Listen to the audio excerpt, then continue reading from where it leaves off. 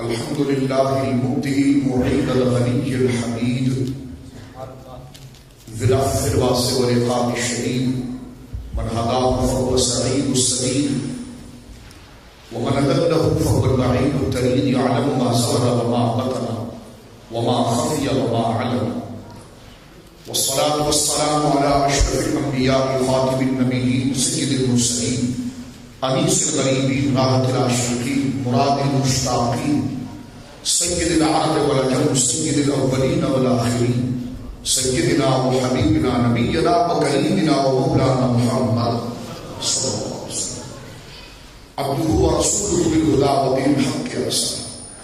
أما بعد فأعوذ بالله من الشيطان الرجيم. بسم الله الرحمن الرحيم. دنا فتدلى فكان قاب قوسين أو أدنى. سبحان الله.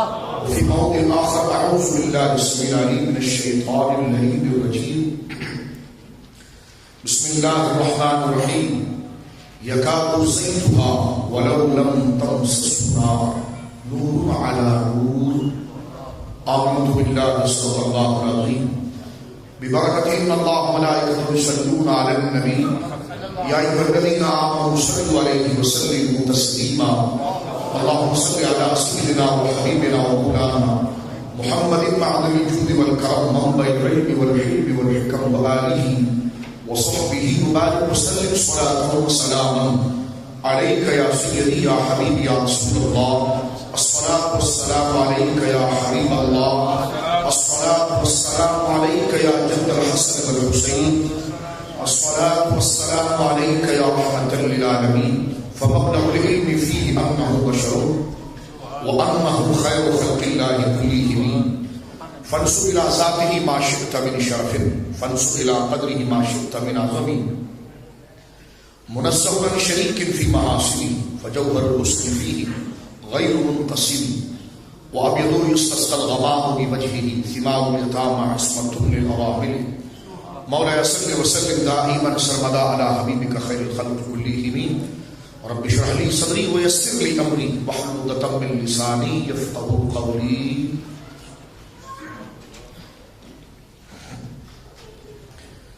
اللہ کی حمد و ثنا نبی کریم صاحب تکریم باعث تخلیق ارض و سما صلی اللہ علیہ وآلہ آلہ وصحبہ وبارک وسلم کی بارگاہ مقدسہ میں انتہائی محبت و عقیدت کے ساتھ درود و سلام پیش کرنے کے بعد تمام تعریف اللہ وحدہ لا شریک کے لیے ہے. میں بے حد مشکور و ممنون حضرت قبلہ سید السادات سید نعمت علی شاہ صاحب قبلہ دامت برکاتہ العالیہ کا مسجد حاضہ کا اور بالخصوص یورپین ناد فورم ناروے کا کہ ان بزرگوں اور ان دوستوں اور ان رفقا کے وساطت سے شفقت سے اس احکر کو اس مبارک سرکار دو عالم صلی اللہ علیہ وسلم کی اس ذکر عظمت کی مجلس و محفل میں حاضری کا شرف حاصل ہوا. جید علماء کرام مشائخ اعظام اور حاضران مجلس، آج کا دن بھی سرکار دو عالم صلی اللہ علیہ وسلم کے ایک عظیم بلکہ اعظم المعجزات میں سے سیر معراج سفر معراج کے حوالے سے مناسبت رکھتا ہے. کل کی شب الحمدللہ اوسلو ناروے کے اندر اس مبارک شب کے ساتھ مناسبت لیے ہوئے ہے کہ جس میں سرکار دو عالم صلی اللہ علیہ وسلم نے زمین سے لے کر عرش اور عرش سے برا کا ایک مبارک سیر اللہ رب العالمین نے اپنے محبوب کو کرائی. اور آج کا دن الحمدللہ اسی اعتبار سے اس شام اس سے بڑا دن قرار دیتے ہیں، اس لیے کہ جو دن حضور علیہ السلام کی عظمتوں اور سرکار دو عالم صلی اللہ علیہ وسلم کے کمالات کو اپنے میں لیا ہوا ہے تو وہ بڑا نہیں ہوگا تو پھر ہوگا کیا. میں اختصار کے ساتھ کیونکہ مغرب کا وقت بھی قریب ہے تو میں چند باتیں اس حوالے سے عرض کرنا چاہتا ہوں کہ ہمارے اکابر اہل سنت و جماعت کے ہمارے اکابر ہمارے مشائخ کا یہ طریقہ کار ہمیشہ سے رہا ہے کہ دو اجتماعات دو محفلیں ہمارے وہاں بڑی اہتمام سے کی جاتی ہیں. احباب اہل سنت ہمارے مشائخ ہمارے مساجد ہمارے آستانے یا جتنی بھی اہل سنت کی تنظیمات ہیں، جتنے اہل سنت کے مفکرین ہیں، معلمین ہیں، مدرسین ہیں، خطبہ ہیں، اجلہ علماء ہیں، مشائخ ہیں، وہاں میرے دوستوں، میرے بزرگوں، میرے دوستوں، دو محفلیں، دو مجلس خاص اہتمام کے ساتھ کی جاتی ہیں، ایک میلاد شریف کی مجلس اور ایک معراج نبی صلی اللہ علیہ وسلم کی مجلس۔ میں ٹو دا پوائنٹ بات کروں گا تاکہ جو اپنے عنوانات ہیں وہ میں آپ کو منتقل کر سکوں، اپنے بزرگوں کی لکھی تعلیمات جو صحابہ کرام رضوان اللہ اجمعین سے سینہ بسینہ چلی ہوئی آئی ہے، کہ دو مجلسیں، دو عنوان، دو ٹاپک ہمارے وہاں بڑے اہتمام کے ساتھ ڈسکس ہوتا ہے اور بڑے خوبصورت انداز میں اس کو سیلیبریٹ کیا جاتا ہے۔ ایک میلاد مصطفیٰ کریم صلی اللہ علیہ وسلم اور ایک معراج مصطفیٰ صلی اللہ علیہ وسلم، کیونکہ اس میں عقیدے کے اعتبار سے بڑی مناسبت ہے، بڑا ان دونوں کا ربط ہے اور بڑا تعلق ہے، اس لیے کہ سرکار دو عالم صلی اللہ علیہ وسلم کے یہ عقیدہ رکھنا ہر مسلمان کے لیے سب سے پہلے ضروری ہے کہ اللہ رب العالمین جل وعلا نے اپنی مخلوق میں سب سے بڑی بزرگی، سب سے بڑی شان، سب سے بڑی منزلت اور سب سے بڑا مقام جن کو عطا فرمایا وہ آمنہ کے لال، پیارے پیارے ہرے ہرے مبارک گنبد میں آرام فرمانے والے میرے اور آپ کے آقا جناب سیدی عالم صلی اللہ علیہ وسلم۔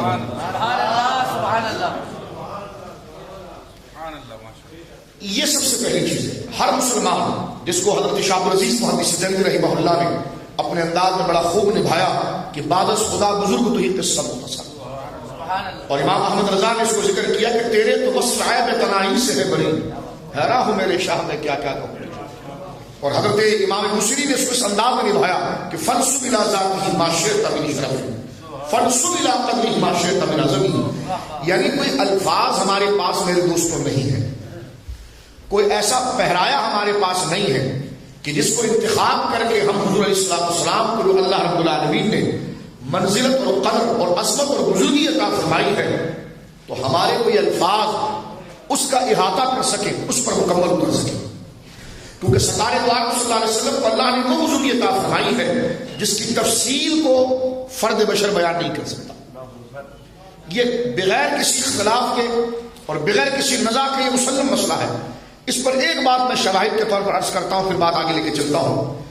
زرقانی نے، امام زرقانی رحمہ اللہ نے ایک بڑا مبارک واقعہ نقل کیا ہے، اور آپ جانتے ہیں سیرت کی انتہائی مستند کتاب ہے۔ متاخرین میں، ماضی قریب میں 150-200-300 سال کے دور کے اندر حضور سید عالم صلی اللہ علیہ وسلم کی سیرت پر بنیادی اور مضبوط کتابوں کے اندر سر فہرست ایک مضبوط کتاب آتی ہے جس کو زرقانی کہا جاتا ہے، اس پر پیش بھی پڑھ دیا جاتا ہے، زرقانی بھی کہہ دیا جاتا ہے۔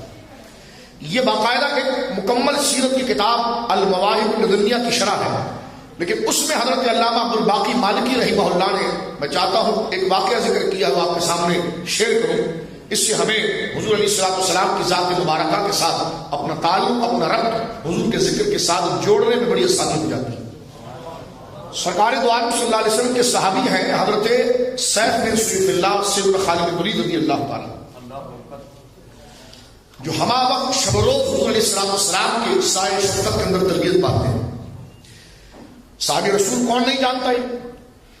اسلامی جہاد ہو، اسلامی کوششیں ہو، اسلامی سرحدوں کو اعلاء کلمۃ الحق کے اعتبار سے فتوحات کا صحرا بنانا ہو تو تمام جید صحابہ کرام اور اکابر صحابہ کرام نے حفظ مراتب کے اعتبار سے حضرت سیف بن سیف اللہ، حضرت خالد بن ولید رضی اللہ تعالیٰ عنہ وارضاہ عنہ کو ایک بہت بلند مقام حاصل ہے۔ میرے دوستو، ان کو لقب بھی حضور نے عطا فرمایا، سیف بن سیف اللہ، اللہ کی تلواروں میں سے تلوار، بولیے سبحان اللہ۔ آپ ایک سفر میں تشریف لے جا رہے ہیں اور کچھ ساتھی آپ کے ساتھ موجود تھے، ایک جگہ پر پڑاؤ ہوا، کچھ دیر رک گئے، رات وہاں پر گزارنی تھی اور صبح اٹھ کر وہاں سے جانا تھا۔ تو جو گاؤں کا چودھری تھا، جو گاؤں کا وڈیرا تھا، جو گاؤں کا بڑا تھا، پنچ تھا، وہ آیا اور اس نے حضرت خالد بن ولید رضی اللہ تعالیٰ سے ملاقات کی، اور اس نے حضور علیہ السلام کے غلام ہونے کی حیثیت سے، سرکار کے ساتھی ہونے کی حیثیت سے، سرکار کے صحابی ہونے کی حیثیت سے حضور علیہ السلام سے چند باتیں، حضرت خالد بن ولید سے حضور کے بارے میں چند باتیں پوچھی۔ توجہ میں چاہوں گا آپ کی کہ وہ مائک کی گونج میں یا ماحول کے حالات میں ہماری توجہ منتشر نہ ہو جائے، جو پیغام دیا جا رہا ہے اس کو ہم سنیں اور عمل کی توفیق اس پر حاصل کریں۔ تو وہ شخص حضرت خالد بن ولید کے پاس آیا اور کہنے لگا کہ آپ محمد صلی اللہ علیہ وسلم کے اصحاب میں سے ہیں؟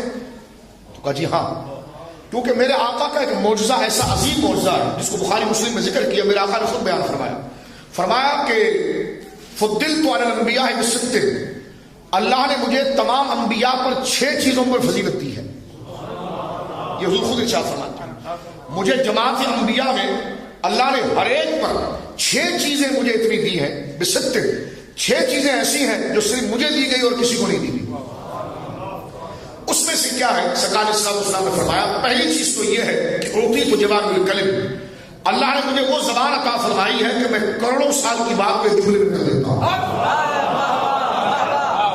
اب آپ دیکھیے 1430 ہجری چل رہی ہے، اور اس کے ساتھ اگر آپ 1430 ہجری کے ساتھ اگر آپ 11 سال اور لگا لیں تو 1441 ہجری بن جاتے ہیں سال، یہ جب حضور علیہ السلام نے مکہ مکرمہ سے سفر فرمایا تھا. اور اس میں اگر 13 سال اور اینڈ کرتے ہیں تو یہ تقریباً 1450 سال کے قریب کا عرصہ بنتا ہے.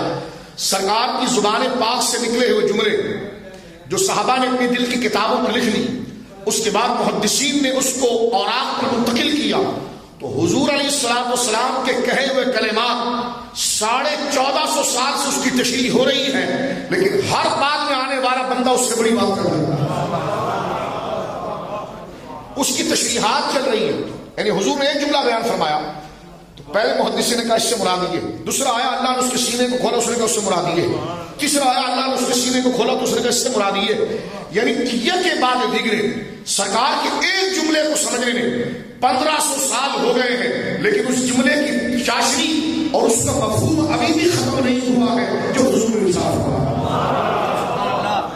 تو آپ توجہ فرمائیے میرے دوستوں، ایک تو میرے آقا کا معجزہ یہ کہ جو میں نے کہہ دیا وہ برسوں کی تعلیمات اس کے اندر موجود ہے. ایک جملہ ایسے ہے کہ کائنات ختم ہو جائے گی لیکن اس کے مفہوم کی چاشنی اور اس کی جہتیں ختم نہیں ہو سکتی.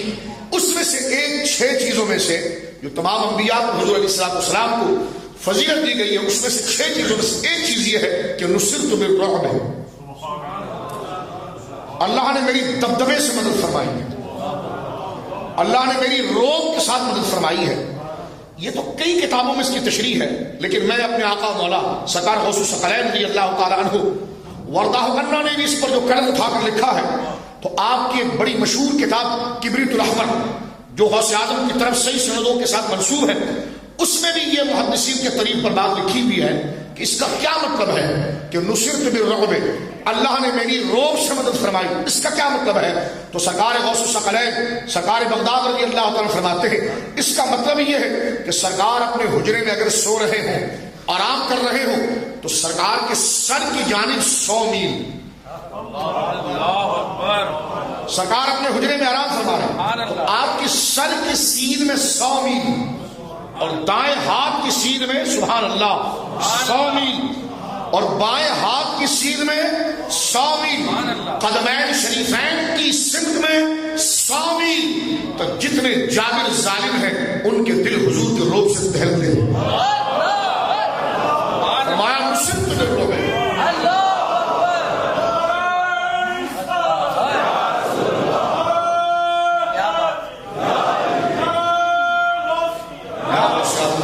رضی اللہ تعالیٰ نعرہ حیدری، نعرہ تحقیق رضی اللہ عنہم اجمعین. سنیے میرے دوستوں، تو اب اس حدیث کو بنیاد بنائیے گا کہ سرکار کی شان یہ ہے صلی اللہ علیہ وسلم. حضرت خالد سے جب یہ بندہ ملاقات کرتا ہے اور ملنے کے لیے آتا اور کہتا ہے کہ حضور میں نے آپ کے نبی محترم صلی اللہ علیہ وسلم کے بارے میں کچھ باتیں پوچھی ہیں، سنی ہے، میں آپ کے براہ راست مل گئے ہیں، آپ کا براہ راست ان سے رابطہ ہے، تعلق ہے، تو میں کچھ باتیں ان کی شان کے بارے میں آپ سے پوچھنا چاہتا ہوں.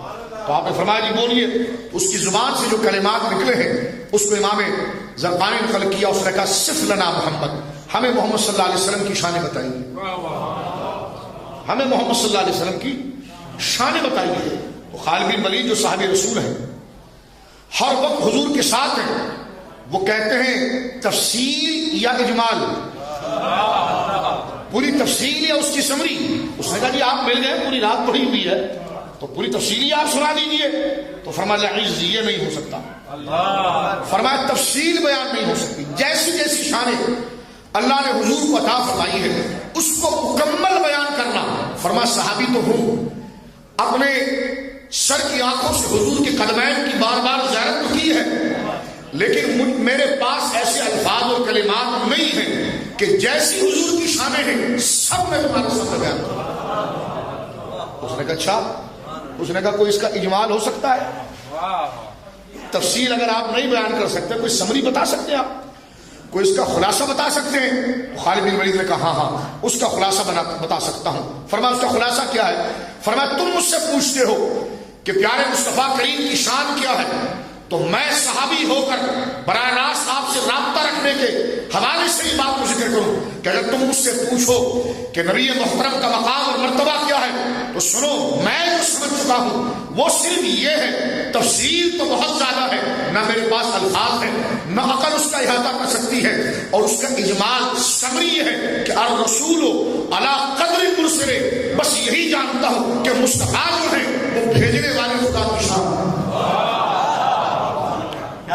بس یہی کہہ سکتا ہوں میں کہ مصطفیٰ کریم صلی اللہ علیہ وسلم جو ہے وہ اس رب کی شان ہے کہ جس رب نے زمین آسمان بنایا ہے، جس رب نے سمندر کو بنایا ہے، جس رب نے پہاڑوں کو بنایا ہے، جس رب نے ناروے کا موسم اور پاکستان کا موسم اور یورپ کا موسم اور ایشیا کا موسم اور یہاں کے پھل کی تاثیر اور وہاں کی پھل کی تاثیر اور وہ رب جو قادر مطلق ہے، جس نے کن کہہ کر اپنی ربوبیت کا اظہار فرمایا، اس عرش والے رب نے جسے محبوب اعظم بنایا، جسے اپنی شان پر کامل دلیل بنایا، وہ آمینہ کے لال جناب محمد رسول اللہ۔ اب یہاں سے یہ میں نے بات کیوں چلائی میرے دوستوں، ذرا جلدی سے سنیے۔ میں نے عرض کیا کہ ہمارے وہاں دو ذکر بڑے اہتمام سے ہوتے ہیں، ایک میلاد شریف کا ذکر اور ایک معراج شریف کا ذکر۔ کیوں؟ یہ دونوں بیلنس پوائنٹ ہے عقیدہ رسالت کے، یہ بالکل بیلنس پوائنٹ ہے۔ جو میلاد کو نہیں مان سکا تو وہ کبھی بھی گڑبڑ کا شکار ہو سکتا ہے، وہ کبھی بھی ملحد اور بے دین ہو سکتا ہے، وہ کبھی بھی گویا کہ اپنی سطح محبت سے گر کر مشرکین اور کفار کی سب میں جا سکتا ہے۔ اور جس نے معراج شریف کی قدروں کو نہ جانا، داڑھی تو وہ لمبی کر سکتا ہے لیکن وفادار کبھی نہیں بن سکتا۔ تو یہ دونوں بیلنس پوائنٹ ہے، دیکھیے آپ، یہ بالکل بیلنس پوائنٹ ہے۔ اس لیے ہماری اس مسجد میں بھی آپ دیکھتے ہوں گے کہ جس طرح معراج شریف کی مجلس سجائی جا رہی ہے، ایسے میلاد شریف کی مجلس سجائی جا رہی ہے۔ کیوں؟ اس لیے کہ ہر شخص جو نبی پاک کا کلمہ پڑھتا ہے اس کے لیے ایک عقیدہ رکھنا سب سے پہلے حضور کی ذات کے حوالے سے، میرے دوستوں، میرے نوجوانوں، میرے دوستوں، میرے بزرگوں، یہ ضروری ہے کہ اللہ نے سب سے بڑی شانیں اپنے محبوب کو عطا فرمائی، لیکن پھر بھی وہ بندے ہیں، خدا نہیں ہے، پھر بھی وہ بندے ہیں، خدا نہیں ہے۔ یہ عقیدہ کہاں سے ملتا ہے؟ یہ میلاد سے ملتا ہے، یہ میلاد سے ملتا ہے، کیونکہ میلاد جو ہے وہ برتھ ڈے کو کہتے ہیں، اور خدا جو ہے جس کا برتھ نہیں ہوا، وہ برتھ ہونے سے پاک ہے، وہ پیدا ہونے سے پاک ہے، وہ پیدائش سے پاک ہے۔ لہذا اہل سنت پر نکتہ چینی کر کے میلی آنکھوں سے دیکھنے کی بجائے ہماری مجلسوں کے عنوان کی طرف آپ غور کریں کہ توحید خالص کا اگر بیلنس ملا ہے تو الحمدللہ یا رسول اللہ کہنے والوں، وہ یا رسول اللہ کہنے والوں کو ملا ہے۔ وہ کیسے میرے دوستوں؟ دیکھیے آپ کہ سرکار کی اتنی شانیں اور عظمتیں ہیں، لیکن جب آپ میلاد مناتے ہیں تو اس پہ آپ اس بات کا یقین کرتے ہیں کہ مصطفیٰ کریم کو اللہ نے یہ شان عطا فرمائی ہے، لیکن پھر بھی آپ اللہ کے بندے ہیں اور آپ پیدا ہوئے ہیں اور خدا خالق ہے اور وہ پیدا ہونے سے پاک ہے۔ لیکن میرے دوستوں کچھ بعید نہیں کہ اس میں مساوی عقیدہ بھی پیدا ہو۔ کوئی کہے ٹھیک ہے حضور پیدا ہوئے تو ہم بھی پیدا ہوئے، حضور کی ولادت ہوئی تو ہماری بھی ولادت ہوئی ہے۔ اس وقت بندہ ڈس بیلنس رہ سکتا ہے، لیکن 27 رجب کی محفل سجا کر اہل سنت یہ بتاتے ہیں کہ جن کو خدا نے پیدا کیا ہے نا، وہ پلک جھپکنے میں فرش کی عرش پر جاتے ہیں اور پھر لوٹ جاتے ہیں۔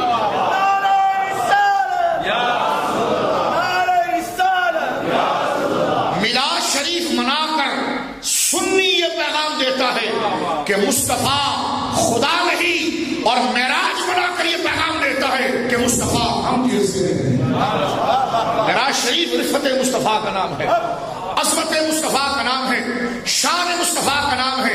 جس طرح حضور کو خدا کا بندہ ماننا ضروری ہے، اسی طرح سب سے بڑی شان والا ماننا بھی ضروری ہے۔ میرے دوستو یہ میلاد شریف اور یہ معراج اپنے عنوان کے اعتبار سے خاص مناسبت رکھتے ہیں، کیونکہ آپ یہ مناسبت دیکھیں، سرکار پیر ملی شاہ صاحب رحمہ اللہ نے اپنے فتاوے میں بڑا خوبصورت یہ نقطہ لکھا، فرمایا دیکھو کہ صرف اگر بشریت کا اعلان کریں آپ اور بشر کہیں حضور کو، تو یہ تو کفار کا طریقہ بھی تھا کہ جس محفل میں بیٹھے حضور کو بشر کہیں، کیونکہ بشر کہنے سے اکمل اور ایک مساوی اور ایک برابری کا نظریہ پیدا ہوتا ہے، اور جہاں حضور کے لیے برابری کا نظریہ پیدا ہو جائے تو پھر نماز بھی برباد اور روزہ بھی برباد۔ کسی نے سوال کیا کہ کیا حضور بندے نہیں ہیں، حضور عبد نہیں ہے، بندے نہیں ہیں؟ تو پوچھا گیا تمہیں پڑھ کہاں سے لیا کہ حضور بندے ہیں؟ پڑھا کہاں سے؟ میں کہا یہ دوسرے کلمے میں نے پڑھا ہے، اشہد ان محمد عبدہ، فرمایا آگے نہیں پڑھا رسولہ، آگے نہیں پڑھا رسولہ، تو یہ عبدہ ہو کہتے رہو گے تو برباد ہو جاؤ گے۔ بیلنس کب آئے گا؟ جب عبدہ اور رسولہ دونوں کو ساتھ رکھو گے۔ عبدہ میلاد ہے، رسولہ میلاد النبی ہے۔ یہ جو بیلنس ہے میرے دوستو، یہ اہل سنت کی اختراع، یہ بناوٹ، یہ خود ساختہ مجلس نہیں ہے، بلکہ یہ توحید کے عقیدے کو مستحکم اور مضبوط کرنے کی محفل ہے۔ اب میں اس کو تھوڑا سے آگے لے کر آگے چلتا ہوں اور اس بات کو میں دوبارہ ریپیٹ کر دیتا ہوں۔ کل میں نے مفتی زبیر صاحب قبلہ مدظ اللہ العالی کے وہاں بھی یہ بات حضرت کی موجودگی میں عرض کی تھی، یہاں پر بھی علماء موجود ہیں، تو آپ کی خدمت میں عرض کرنا چاہتا ہوں اس حوالے سے کہ ذرا سمجھنے کے لیے سوشل میڈیا پر چند کنفیوژن بڑی پھیلائی جاتی ہے۔ یہ ہماری بدقسمتی ہے کہ جب بھی کوئی اچھا دن آتا ہے تو کوئی ایک منفی پوسٹ سامنے آ جاتی ہے، جس کی وجہ سے یہ علماء معذرت کے ساتھ یہ نوجوان، یہ دوست پراگندہ مائنڈ ہو جاتے ہیں، یعنی منتشر مزاج ہو جاتے ہیں، کانسیپٹ الجھ جاتا ہے، کیا کریں کیا نہ کریں۔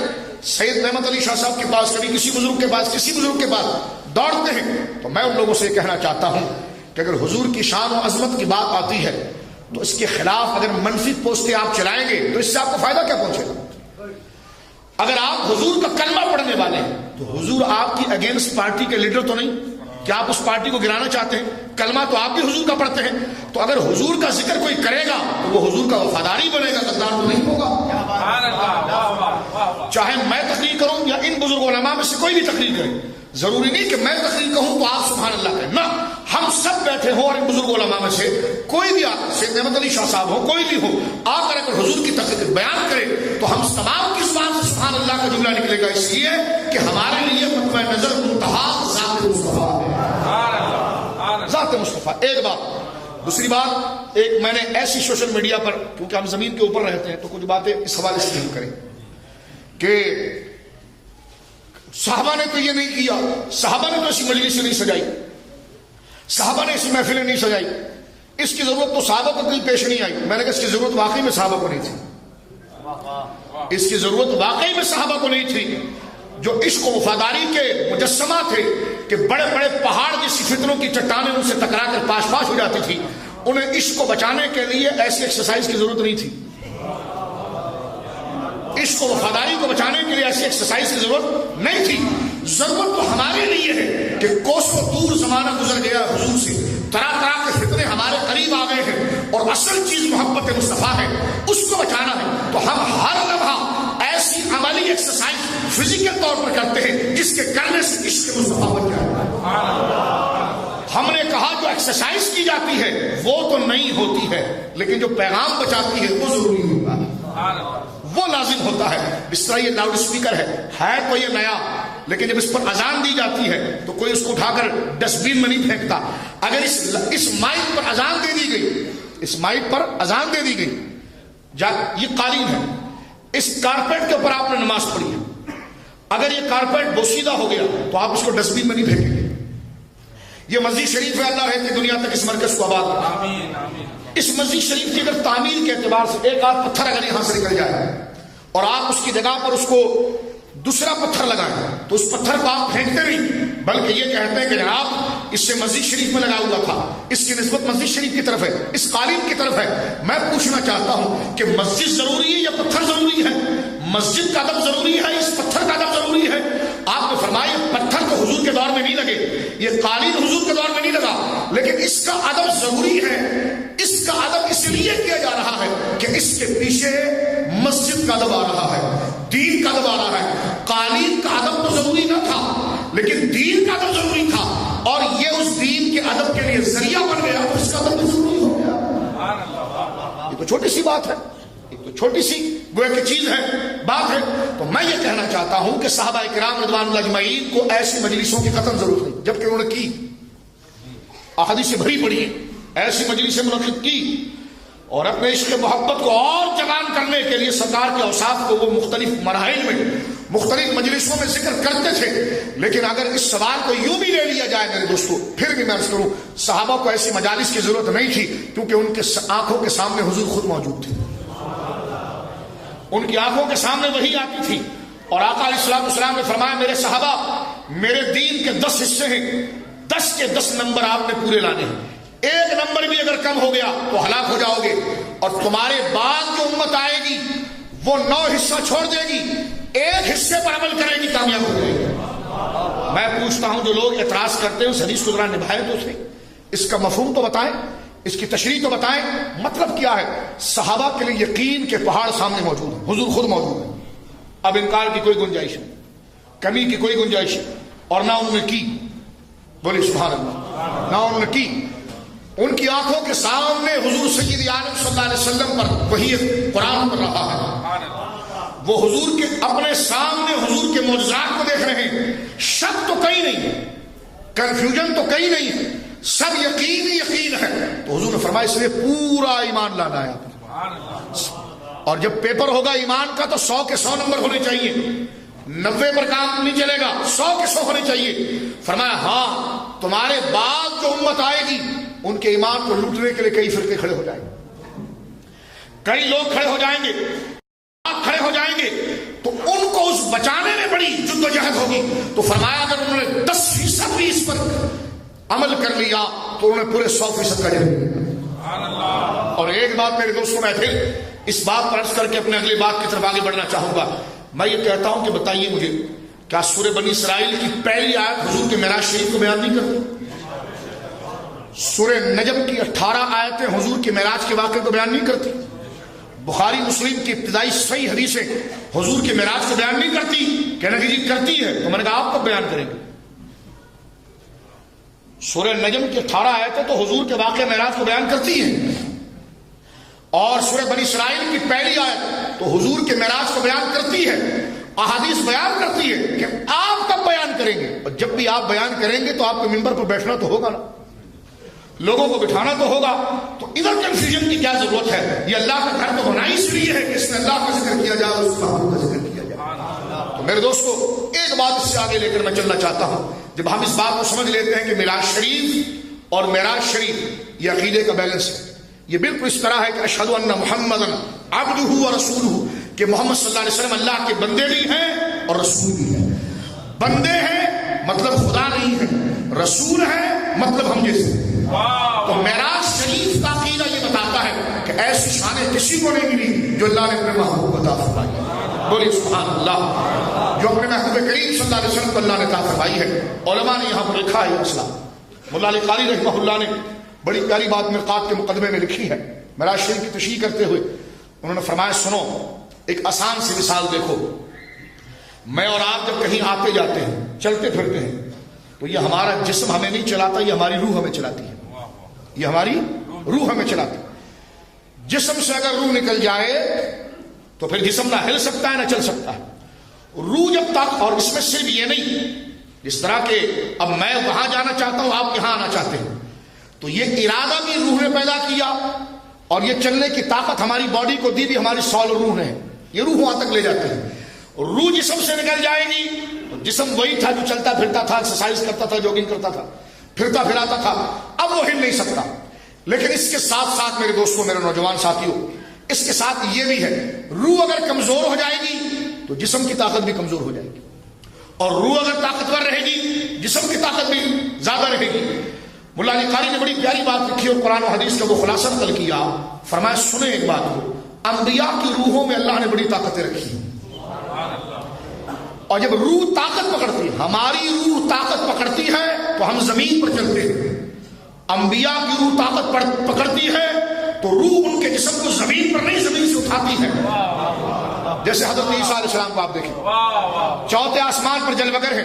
یہ اہل سنت اور کا عقیدہ ہے، یہ مسلمانوں کا اجماعی عقیدہ ہے کہ آپ کو آسمان پر تشریف لے جائے ہوئے 2-2.5 سال کے قریب کا عرصہ ہو گیا. یوں سمجھیے آپ یہ جتنا بھی بنے لیکن 1000 سال 2000 سال کے قریب کا عرصہ ہے. آپ وہی ہیں جب زمین پر رہتے تو پیاس لگتی تھی, زمین پر رہتے تھے تو آپ کو بھوک لگتی تھی, زمین پر رہتے تھے تو کسی جگہ پر آپ سوتے تھے, کسی سہارے جگہ پہ سہارا لے کر آپ بیٹھتے تھے. لیکن آج جو آپ چوتھے آسمان پر جلوگر ہیں اور مقام لطیف میں جلوگر ہے جہاں کثافت نہیں ہے, جہاں کرسی نہیں ہے, لیکن آج دیکھیے یہ 2000 سال کا عرصہ ہے. کبھی آپ نے سوچا حضرت عیسیٰ پیتے کیا ہو, حضرت عیسیٰ علیہ السلام کھاتے کیا ہوں, حضرت عیسیٰ علیہ السلام بیٹھتے کہاں ہوں گے؟ تو یہ انبیاء کے وجود کے اندر اللہ نے ان کی روح مبارک کو اتنا طاقتور بنایا ہے کہ کبھی ان کی بشریت کی جلوگری ہوتی ہے, کبھی نورانیت کی جلوگری ہوتی ہے. بشریت کی جلوگری ہوتی ہے تو پتھر لگنے سے طائف کے سر مبارک سے خون نکلتا ہے, اور جب نورانیت کی جلوگر ہوتی ہے تو سینہ چیر دیا جائے خون کا قطرہ نہیں ہوتا ہے. اور جب بشری جلوگری ہوتی ہے یہی حضرت عیسیٰ پانی کا گھونٹ پیتے ہیں, اور روح کی جلوگری ہوتی ہے تو ہزاروں سال آسمانوں پر ہے, نہ پیاس ہے, نہ بھوک ہے, نہ سہارا ہے. یہ اسلامی عقائد میں سے, یہ یقینی عقائد میں سے. اور ادھر بڑی پیاری بات ہمارے علماء نے لکھی کہ سب سے قوی روح, سب سے طاقتور روح یہ روح مصطفیٰ صلی اللہ علیہ وسلم. وہ کیسے؟ معراج میں ظاہر ہو گیا کہ جو روح الامین ہے وہ بھی جوتوں کے نیچے رہا.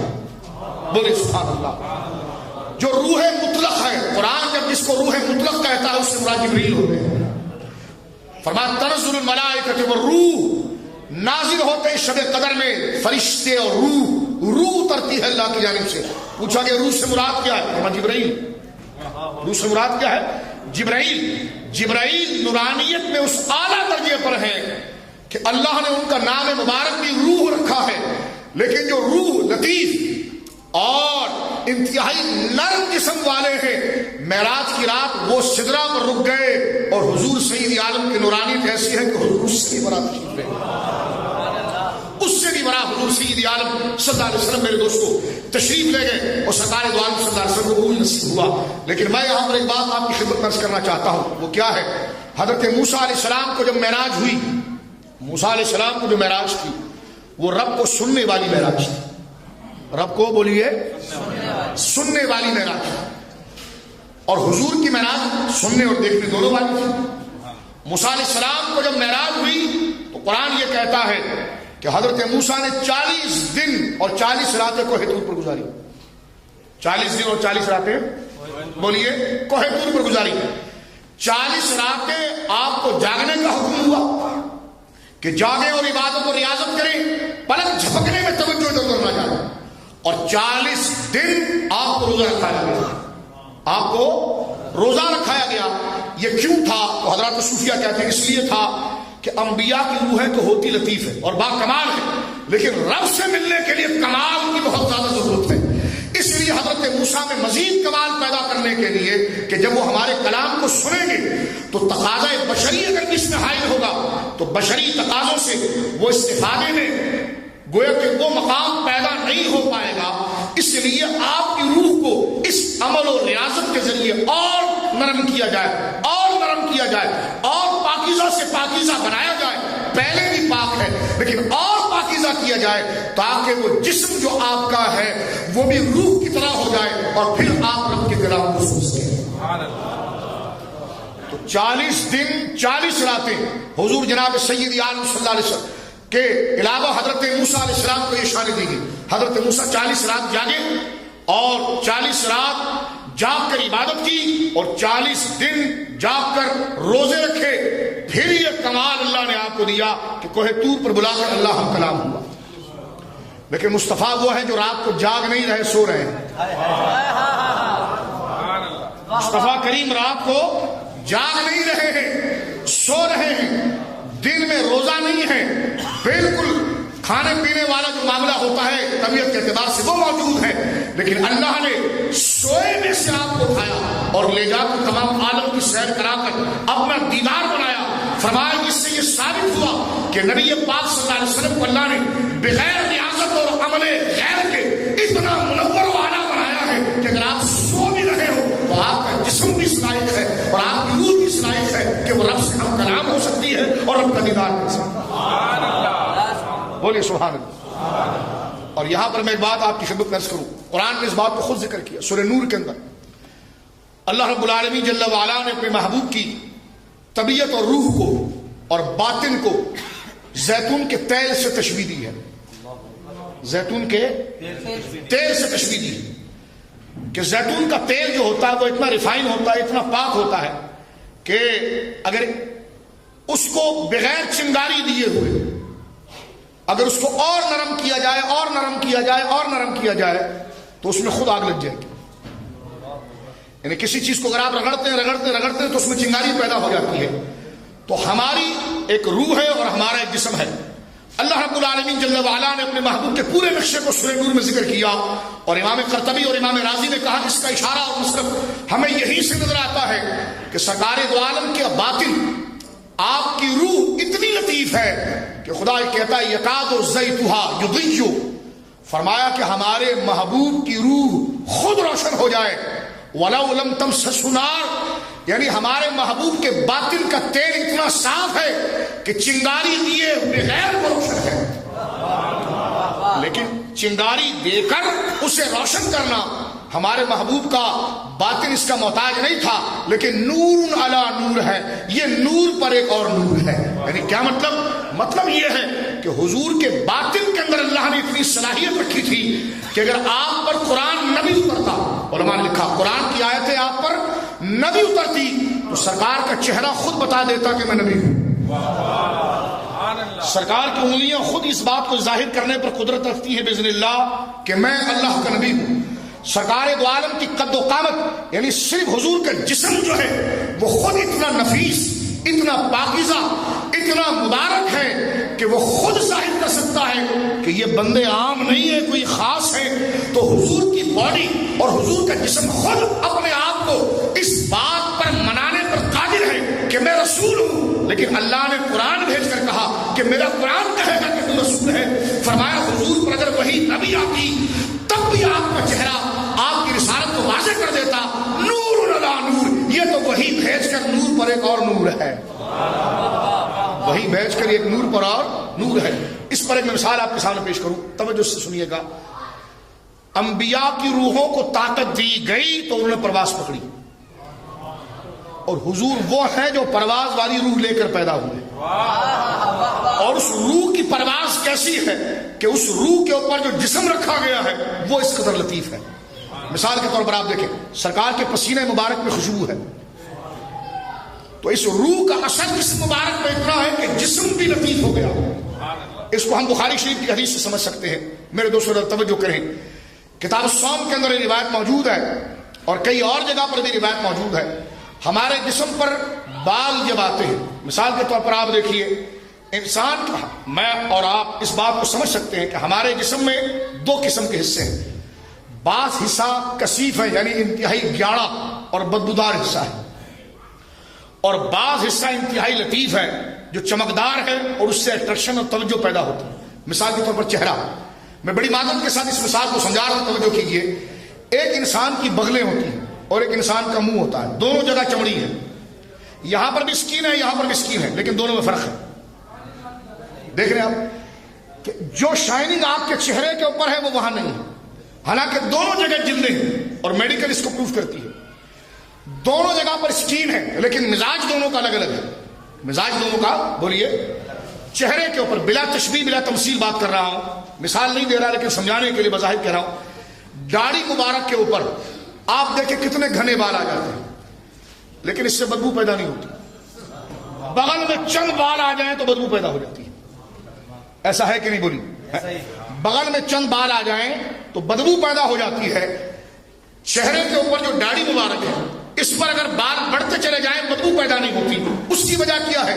اس کو ہم سمجھ سکتے ہیں اپنی ظاہری صورت میں کہ اللہ نے کثیف انسان کے اندر بھی چہرے کو لطیف بنایا ہے، لیکن مصطفیٰ کریم کی لطافت کا حال یہ ہے اور شان یہ ہے کہ کتاب الاستسقاء دیکھیے، بخاری کتاب الصوم دیکھیے، صحابی رسول کہتے ہیں میں نے دیکھا کہ کان یرفع یدیہ، سرکار نے اپنے ہاتھوں کو اٹھایا ہوا تھا دعا کے لیے، حتی یرا بیاض ابطیہ، میں نے یہ نہیں دیکھا کہ حضور کا چہرہ چمک رہا تھا، وہ تو چمکتا ہی ہے۔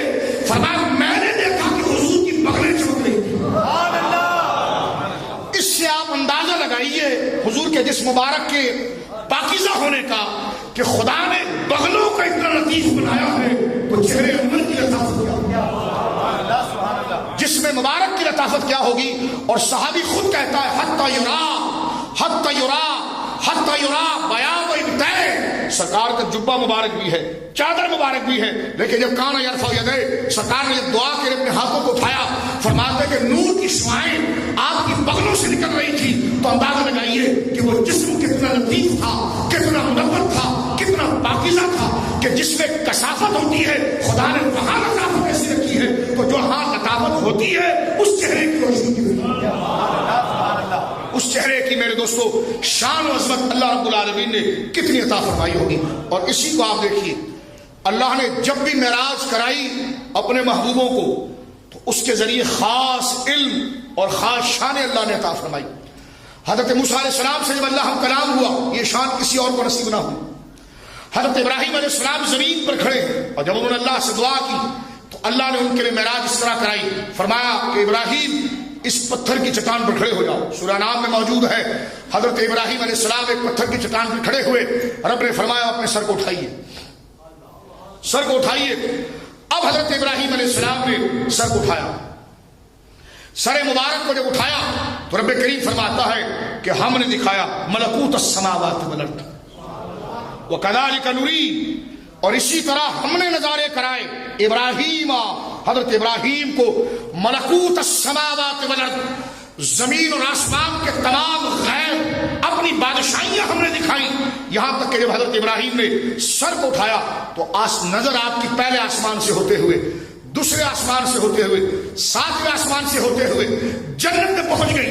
لیکن مصطفیٰ کریم کی معراج یہ ہے کہ حضرت ابراہیم کی تو نگاہوں کو لطافت دے دی ہے، آپ کے جسم کو بزرگی عطا فرمائی کہ وہ جسم کے ساتھ سرکار اس جگہ پر پہنچ رہے ہیں جہاں حضرت ابراہیم کی نگاہیں بھی نہیں پہنچی۔ اس کو میرے دوستو بخاری شریف میں بڑا پیارا واقعہ ہے کہ جب سرکار سدرہ پر پہنچے، سدرۃ المنتہا، سدرۃ المنتہا یہ وہ جگہ ہے جہاں پر ٹائم اور اسپیس ختم ہو جاتا ہے۔ شرعی تعلیم، کوئی کہے جی ہم تو اس کو مانتے نہیں، میں نے کہا اس کے لیے مسلمان ہونا چاہیے۔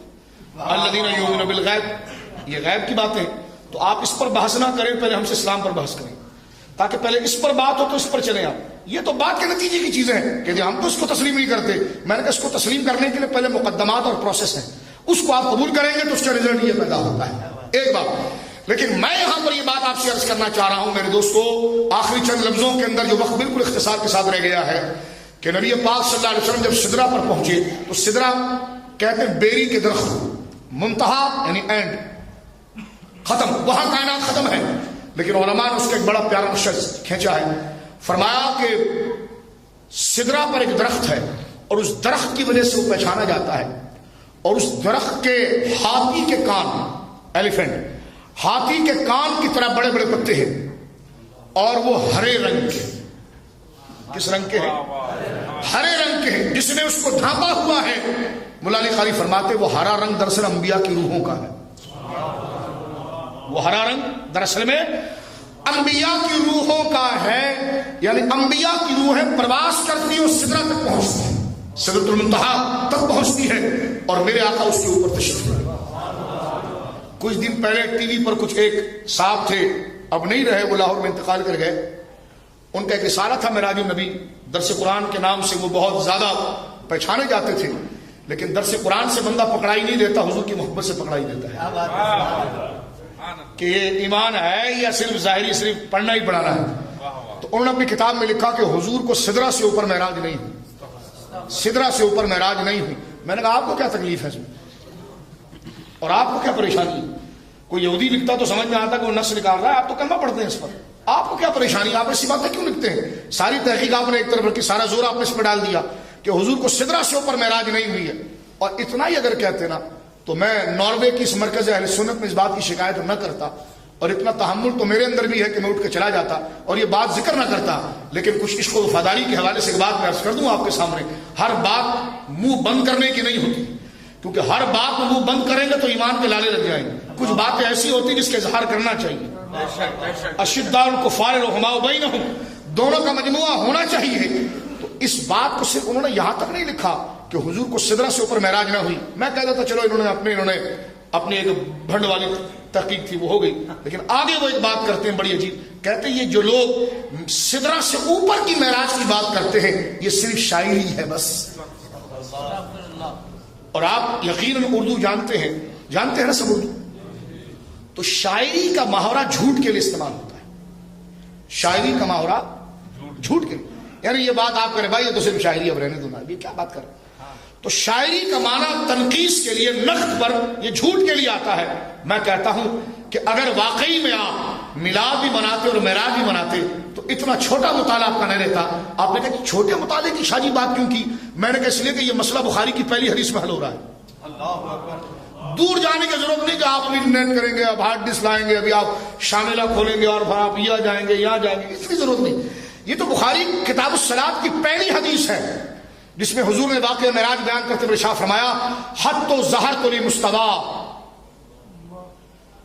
اسمع فیہ شریف الاخلاق. یہ جملے ہیں بخاری کے، بولیے سبحان اللہ. سرکار فرماتے ہیں میں اوپر جاتے جاتے ایسی جگہ پر پہنچا جو جگہ کا نام تھا مقام مصطفیٰ، اور وہاں کیا کیا حضور آپ نے؟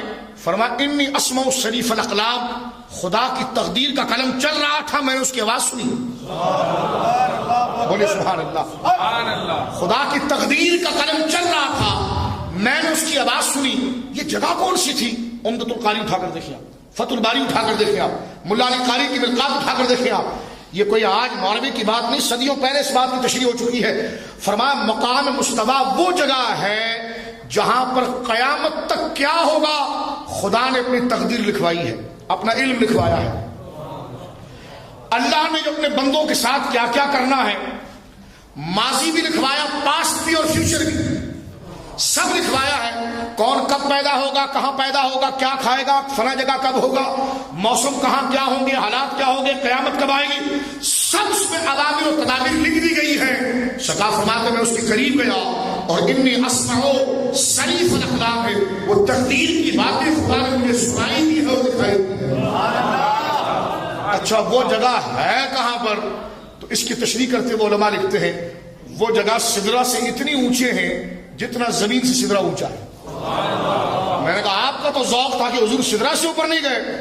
مقام مصطفیٰ کا ایک جملہ اگر آپ اس کی تشریح دیکھتے اور علماء کو پڑھتے کہ اس کے بارے میں مراد کیا ہے، اس مقام مصطفیٰ سے مراد اور مقصود کیا ہے، تو وہ مقام وہ ہے جو سدرہ سے اتنا اوپر ہے جتنا زمین سے سات آسمان اوپر ہے. سرکار جب وہاں پر گئے تو میرے دوستوں کتنی بڑی کرامت میرے آقا کی ظاہر ہوئی. بتائیں.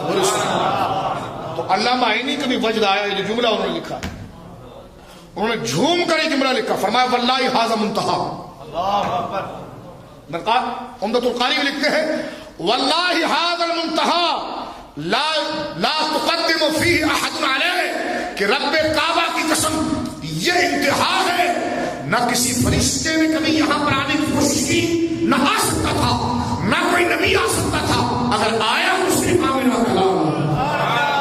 بولیے سبحان اللہ. اسی کے جلوے اسی سے ملنے، اسی کے جلوے اسی سے ملنے، اسی سے اس کی طرف گئے تھے. یہ جناب رسالت امام صلی اللہ علیہ وسلم کا یہ سفر معراج ہے. میرے دوستوں کے وقت مکمل ہو گیا اور مغرب کا وقت تقریباً داخل ہو چکا ہے. ان تمام باتوں سے ہمیں کیا پیغام کیا ملا؟ آسان پیغام کیا ملا آج کی اس کانفرنس کا؟ آج کے اس یورپین ناز فارم نے آپ کو پیغام کیا دیا؟ پیغام یہ دیا کہ اب میری نگاہوں میں رشتہ نہیں ہوگا، اب میری نگاہوں میں جچتا نہیں کوئی. ذرا ہاتھ اٹھا کر سینے پر رکھیں اور کہیں جیسے ہیں میرے سرکار ایسا نہیں کوئی. تو اللہ رب العالمین جل وعلا جب تک ہم زندہ رہیں حضور جناب سیدی عالم صلی اللہ علیہ وسلم کی محبت ہمارے دلوں پر بھی اور ہمارے بچوں کے دلوں پر بھی اللہ رب العالمین کے فضل سے وہ پہرا دیتی رہے. سب سے بڑی نعمت میرے دوستوں موت تو آنی ہے، جو نہ مانے وہ بھی مرے گا اور جو مانتا ہے وہ بھی جائے گا. جس نے خاکے شاکے کی بدتمیزی کی وہ بھی گاڑا جائے گا اور جس نے اس کے لیے آواز اٹھائی وہ بھی اپنے مدارک الانوار میں جائے گا. لیکن فیصلہ کس کے حق میں ہوگا؟ فیصلہ اس کے حق میں ہوگا کہ جسے حضور کی محبت کی دولت ملی ہے. اللہ آپ آپ لوگوں کو سلامت رکھے کہ اس جگہ پر آپ نے اتنا وقت دیا اور بیٹھ کر آپ نے حضور جناب سید عالم کی محبت کو سنا. ایک جملہ عرض کر کے اپنی گفتگو ختم کرتا ہوں. ایک جگہ پر میں تھا تو وہ ہمارے دوست نے جس طرح بار بار نام لیا گیا تو علماء نے اور سب نے حضور کا نام سن کر انگوٹھے چھوئے. تو ایک شخص آئے جن کی داڑھی اپنے حد سے بہت باہر تھی اور کہنے لگے یہ کیا کر رہے ہو تم؟ کیا کر رہے ہو؟ انگوٹھے چوم رہے ہو؟ ہم نے کہا جی ہاں. کہا کیوں چوم رہے ہو؟ ہم نے کہا جنہوں نے دیکھا تھا وہ تو پاؤں چومتے تھے. جنہوں نے دیکھا تھا وہ پاؤں چومتے تھے, ہم نے نہیں دیکھا, ہم اس نام مبارک کو چوم رہے ہیں. اور پھر سب سے بڑی بات یہ ہے کہ اس نام کو چومنے سے محبت ہی بچتی ہے, عقیدت ہی بچتی ہے. یا اللہ مدد کے بعد بھی آپ کے مولانا صاحب کو 7 دن پاکستان لگانے پڑے تھے.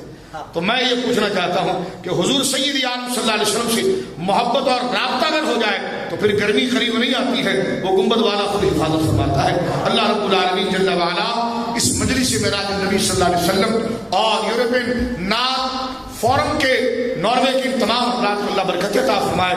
اس مرکز شریف کو اللہ آباد رکھے.